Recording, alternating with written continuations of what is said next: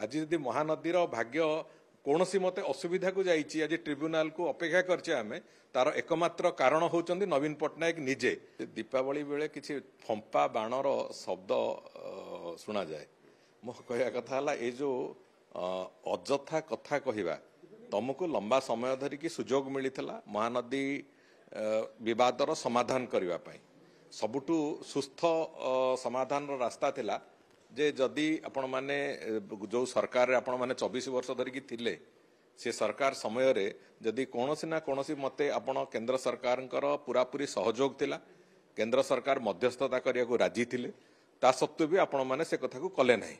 आपण माने कले नाही कोन पई सेथुरो राजनैतिक रुटी सेकिवा पई 2017 मसिया पंचायत निर्वाचन पूर्वरु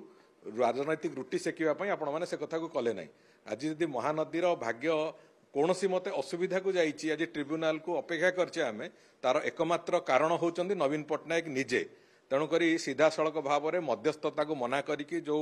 एक नाटकीय भंगी रे माठिया बाड़ेबार जो प्रक्रिया आरंभ कले राजनीति एगुड़ा करा जाए ना जितेबाला राज्यर कथा आसे जितेबाला राष्ट्रर कथा आसे सेतेबेले सबु स्वार्थ को छाड़िकी अंततः राज्यर स्वार्थर सुरक्षा राष्ट्रर स्वार्थर सुरक्षा पाई जड़े राजनेता को काम करिवार आवश्यकता अछि। मु भाबुची एक कथा बोधे सेतेबेले से माने भूली जाइतिले आज तांकर सब मने